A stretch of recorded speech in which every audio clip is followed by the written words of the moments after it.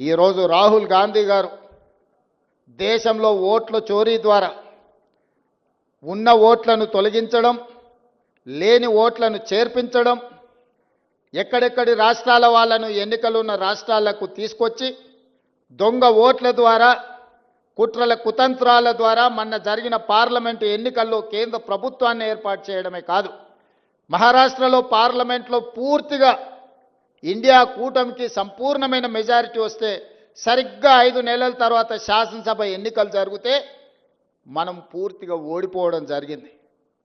ఎందుకు ఓడిపోయినామని విశ్లేషిస్తే 1 కోటి ఓట్లు మహారాష్ట్రలో కొత్తగా చేరినాయి 4 నెలల్లో.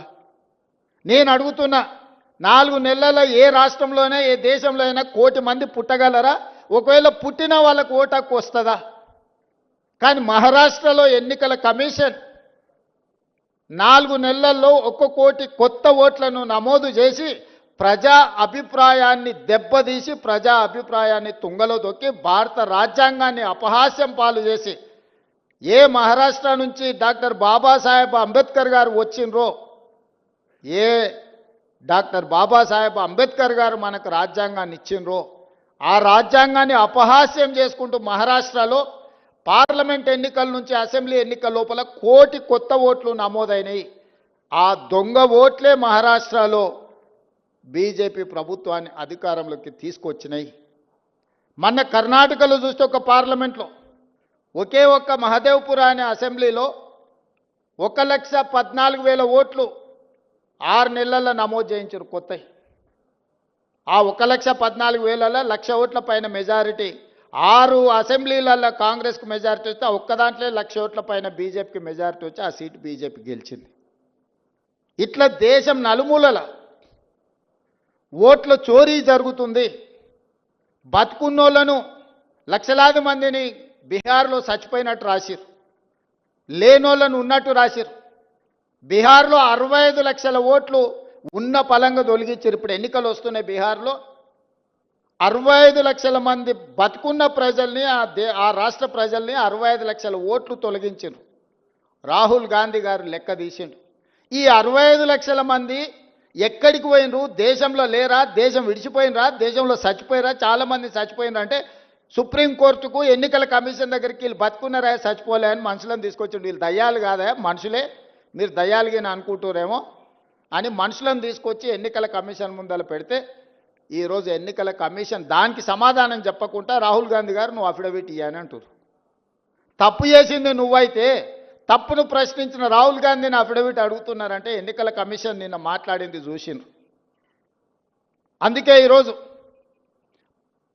నిన్నటి నుంచి సెప్టెంబర్ 3 తారీఖు వరకు బీహార్లో రాహుల్ గాంధీ గారు 1300 కిలోమీటర్ల పాదయాత్ర చేస్తున్నాడు. బీహార్ రాష్ట్రంలో దొంగిలించిన ఓట్లను తిరిగి ప్రజలకు ఇవ్వాలని, ప్రజల యొక్క ప్రాథమిక హక్కు ఓటు. డాక్టర్ బాబాసాహెబ్ అంబేద్కర్ పేదోడికైనా పెద్దోడికైనా రాజుకైనా పేదకైనా ఒకే విలువైన ఓటు హక్కు ఇచ్చిండు. ఆ ఓటు హక్కును దొంగిలించే అధికారం ఎవ్వరికి ఇవ్వలేదు.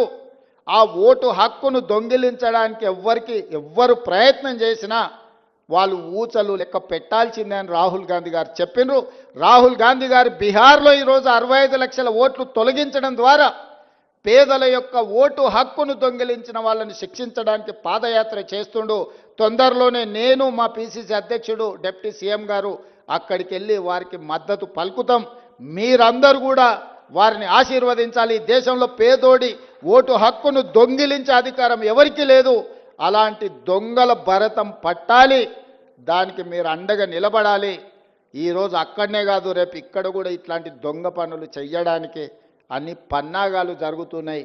మీరందరూ అప్రమత్తంగా ఉండాలి. మీరు వెళ్ళిన తర్వాత గ్రామాలలో మీరు మీ కుటుంబ సభ్యుల ఓట్లు ఉన్నాయా లేవా ఒకసారి పరిశీలించుకోండి.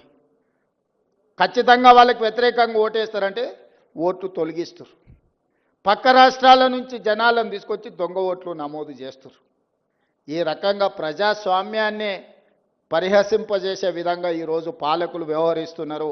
అలాంటి వాళ్లకు గుణపాఠం చెప్పడానికి ఈరోజు బీహార్లో పాదయాత్ర చేస్తున్న రాహుల్ గాంధీ గారికి తెలంగాణ రాష్ట్రం తరఫున బహుజనుల కోసం పోరాటం చేసిన సర్దార్ సర్వాయి పాపన్న గౌడ్ సాక్షిగా మనందరం రాహుల్ గాంధీ గారికి అండగా నిలబడదాం. పేదల ఓటు హక్కును కాపాడదాం. పేదలు తీర్పియని వాళ్ళకి ఏ ప్రభుత్వం కావాలనో ఎవరిని ఎన్నుకున్నా పర్వాలేదు, కానీ కొద్ది మంది కుట్రలతో ప్రజా తీర్పునే వక్రీకరించే విధంగా ఏదైతే ప్రయత్నం చేస్తుందో దాన్ని తిప్పి కొట్టాలి. మీరందరూ పెద్ద ఎత్తున చప్పట్లతో బలహీన వర్గాలకు న్యాయం చేయాలనుకున్న రాహుల్ గాంధీ గారికి మీరు అండగా నిలబడాల్సిందిగా, ఆశీర్వదించాల్సిందిగా కోరుకుంటూ మీ అందరి దగ్గర సెలవు తీసుకుంటున్న ధన్యవాదాలు మిత్రులారా. స్వచ్ఛంగా, సహజంగా పోషకాలు నిండిన SRK డైరీ పాలు మరియు పాల పదార్థాలని ఎంచుకుందాం.